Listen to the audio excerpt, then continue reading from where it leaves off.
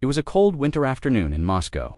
James Sterling, a living legend of Western journalism, watched from the window of the guest waiting room in the Kremlin as snowflakes silently descended upon the ancient stones of Red Square.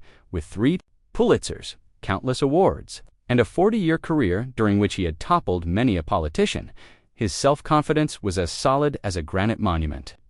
He and his team had been preparing for this moment for weeks. They had filed a counter-argument for every possible answer from Putin, a piece of evidence for every lie. For them, this was not just an interview.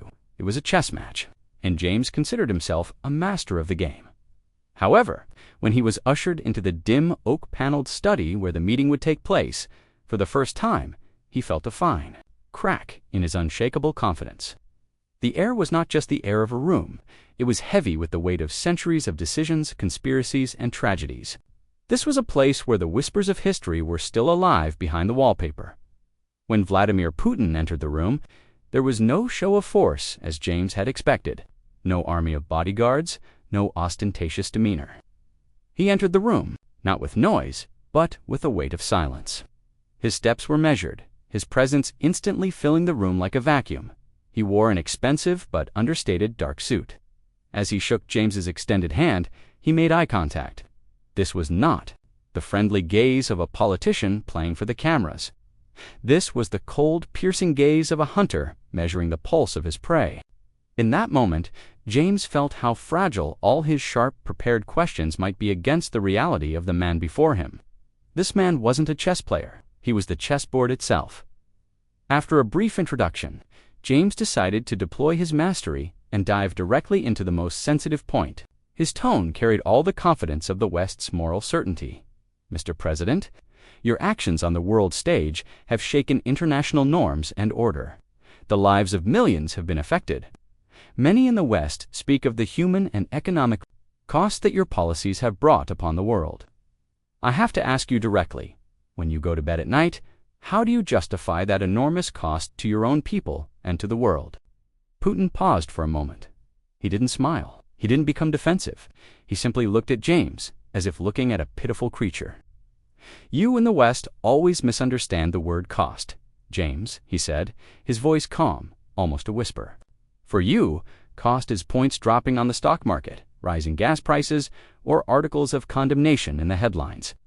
For us, cost is history itself. The cost is not a child being orphaned. The cost is not a soldier dying. The real cost is watching an empire fall to its knees and the honor of its people turn to rags in the streets. Amid the laughter of drunken Western advisors, the studio went cold. The murmurs in the control room ceased instantly. James's professional smile froze on his face. This answer fit none of the templates he had expected. "Could you elaborate on what you mean by that?" he asked, his voice no longer so confident. Putin's gaze drifted for a moment. 1989, Dresden, East Germany. "I was a young KGB officer," he began, his voice flat and emotionless. "I watched the Soviet Union dying with my own eyes. I saw the crowds surrounding our barracks, the angry people forcing the gates.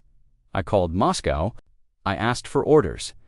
There was no answer. The phones were silent. The state had abandoned its own children, its own fortress. That night, with my fellow officers, we burned tons of secret documents, our own history, our own lives, in the furnaces. As I watched the ashes fly into the air, I understood that a leader's greatest sin isn't cruelty, it isn't hesitation, it is weakness, because weakness invites chaos, and chaos takes more lives than any tyranny." The note cards in James's hand were now just pieces of paper. "But those days are long past," he stammered. "What could what is being done today possibly have to do with those days?" Putin answered before he could finish. "It has everything to do with them. Because while you celebrated that chaos as a moment of freedom, we learned a lesson from it. My generation paid the price for that chaos. The elderly who lost their life savings overnight, the mothers who couldn't find food for their children, the scientists who sold their honor for a few dollars. You called it shock therapy. We called it betrayal." James's breath caught in his throat. "So, is all this revenge?" For the first time, that dismissive smile appeared on Putin's face. "Revenge is an emotional reaction, James. a luxury of the weak. This is a restoration, a search for balance. The end of your comfortable unipolar world. At that moment, Putin slowly opened a file on the table. He spread an old yellowed map on the desk. It was a map showing the former borders of the Soviet Union. He slowly traced his finger over Eastern Europe and the Baltic states, almost caressing them. "This," he said in a whisper, "is more painful to me than a photograph of a child, because this is not just lost land. This is the picture of a dismembered family. Each border is like a limb torn from us, a severed artery. Millions of Russians woke up one morning to find themselves in a foreign country. You call this the self-determination of nations. I call it the systematic weakening of a body. You're spread like cancer cells, because a weak and divided Russia is always a safer world for you." Then his finger stopped on Ukraine. "And this," he said, "this was our heart." James swallowed. He stared at the faded colors on the map, the lines of a country that no longer existed. In that moment, he understood the logic behind Putin's actions. He didn't approve, he was horrified, but for the first time, he understood. And that understanding shook him more deeply than his professional identity. "How do you carry all that pain and historical weight?" he asked, his voice cracking. This was not a journalist's question. It was the question of one human being to another. Putin paused. The studio held its breath, waiting for his answer. "A leader doesn't carry pain, James. He absorbs it. He turns it into a shield, and then ... into a weapon. You speak of universal values. I call it cultural imperialism. You say freedom. I say sovereignty. Because the freedom of my people begins not in your headlines, but in the security of our borders." Every certainty in James's mind had collapsed. Everything he had believed in 4 years was being questioned in that room, over that map. With a final move, Putin gestured toward the window. "Do you see those bright buildings out there? Those luxury shops? In the 90s, people stood in bread lines here. The mafia ruled the streets. Survival was an achievement. We created order out of that chaos. A hard order, yes, but order.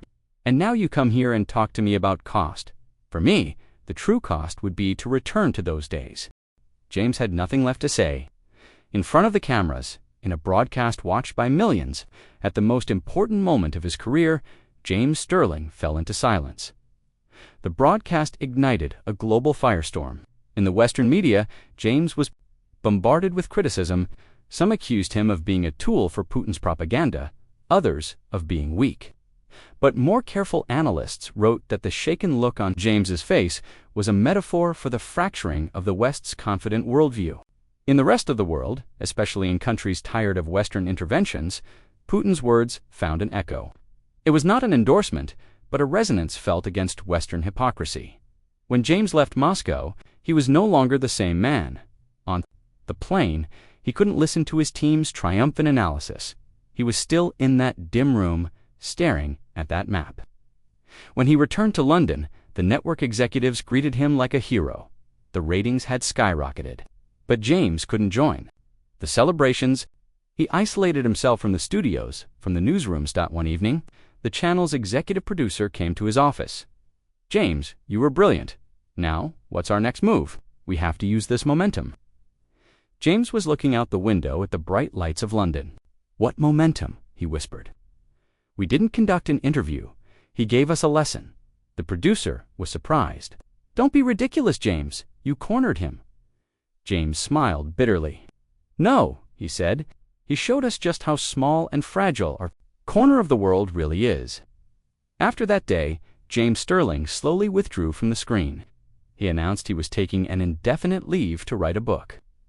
But his inner circle knew he had lost his old fire. He was no longer the journalist who proclaimed truths, but a man crushed under the weight of a truth he had heard. Months later, one night, James sat alone in his study.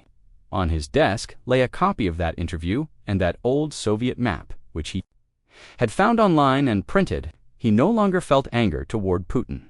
He had simply come face to face with the reality that history is a ruthless, unstoppable force. He had thought he was a judge or a narrator of this history. Now, however, he understood that he was just a small, fleeting character within it.